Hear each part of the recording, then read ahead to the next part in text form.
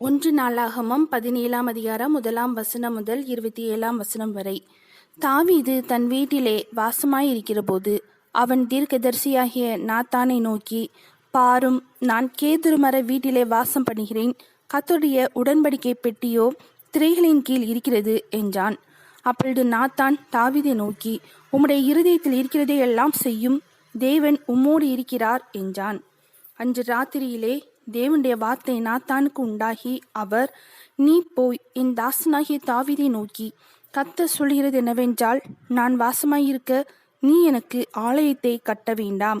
நான் இஸ்ரவேலை வரப்பண்ணின நாள் முதற்கொண்டு இந்நாள் வரைக்கும் நான் ஒரு ஆலயத்திலே வாசம் பண்ணாமல் ஒரு கூடாரத்திலிருந்து மறு கூடாரத்துக்கும் ஒரு வாசஸ்தலத்திலிருந்து மறு வாசஸ்தலத்துக்கும் போனேன்.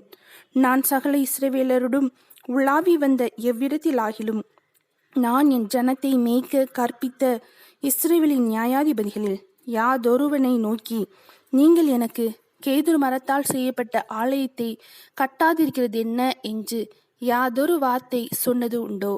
இப்போதும் நீ என் தாசனாகிய தாவீதை நோக்கி, சேனைகளின் கர்த்தர் சொல்கிறது என்னவென்றால், நீ என் ஜனமாகிய இஸ்ரவேலின் மேல் அதிபதியாயிருக்கும்படி ஆடுகளின் பின்னே நடந்த உன்னை ஆட்டு மந்தியை விட்டு எடுத்து நீ போன இடமெல்லாம் உன்னோட இருந்து உன் சத்துருக்களை எல்லாம் உனக்கு முன்பாக நிர்மூலமாக்கி பூமியில் இருக்கிற பெரியோர்களின் நாமத்திற்கு ஒத்த நாமத்தை உனக்கு உண்டாக்கினேன். நான் என் ஜனமாகிய இஸ்ரவேலுக்கு ஒரு இடத்தையும் ஏற்படுத்தி அவர்கள் தங்கள் ஸ்தானத்திலே குடியிருக்கவும், இனி அவர்கள் அலையாமலும் முன்போலும் நான் என் ஜனமாகிய இஸ்ரவேலின் மேல் நியாயாதிபதிகளை கட்டளையிட்ட நாள் முதல் நடந்தது போலும் நியாயக்கேட்டின் மக்களால் இனி சிறுமைப்படாமலும் இருக்கவும் அவர்களை நாட்டினேன்.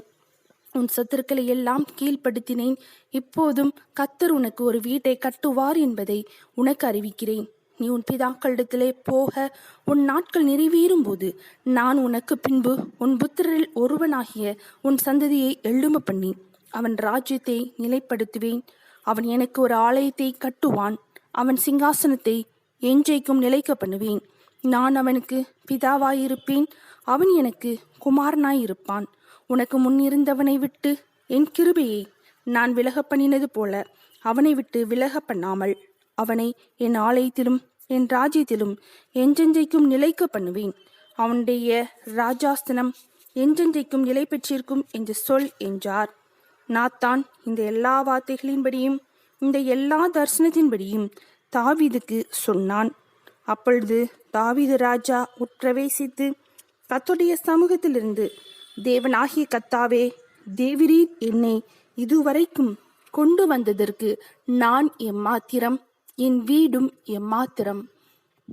தேவனே, இது இன்னும் உம்முடைய பார்வைக்கு கொஞ்ச காரியமாயிருக்கிறது என்று தேவனான கர்த்தராயிருக்கிற நீர் உமது அடியானுடைய வீட்டை குறித்து வெகு தூரமாயிருக்கும் காலத்து செய்தியையும் சொல்லி என்னை மகா மேன்மையான சந்ததியின் மனுஷனாக பார்த்தீர்.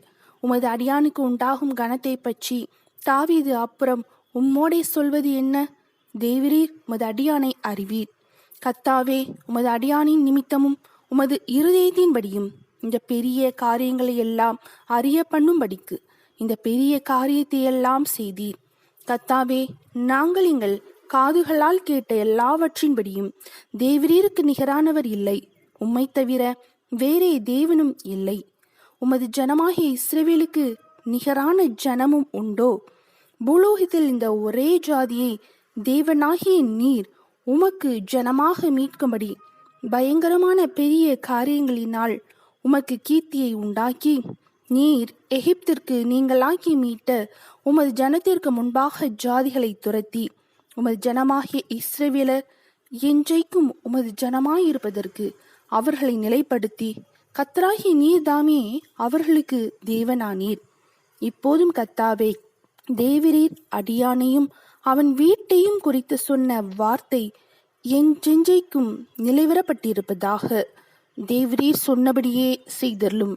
ஆம், அது நிலைவரப்பட்டிருக்கவும் இஸ்ரவேலின் தேவனாகிய சேனைகளின் கர்த்தர் இஸ்ரவேலுக்கு தேவன் என்றும் உமது அடியானாகிய தாவீதின் வீடு உமக்கு முன்பாக திடமானதென்றும் சொல்லப்படுவதினால் உமது நாமம் என்றைக்கும் மகிமைப்படவும் கடவது. உனக்கு நீ வீடு கட்டுவேன் என்று என் தேவனாகிய நீர் உமது அடியான் செவி கேட்க வெளிப்படுத்தினீர். ஆகையால் உமக்கு முன்பாக விண்ணப்பம் பண்ண உமது அடியானுக்கு மனதைரியம் கிடைத்தது. இப்போதும் கர்த்தாவே, நீரே தேவன். நீர் உமது அடியானை குறித்து இந்த நல்ல விசேஷத்தை சொன்னீர்.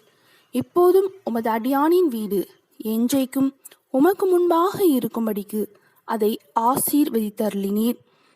கர்த்தராகிய தேவரீர் அதை ஆசீர்வதித்தபடியினால் அது என்றென்றைக்கும் ஆசீர்வதிக்கப்பட்டிருக்கும் என்றான். 1 நாளாகமம் 17 அதிகாரம் முடிந்தது.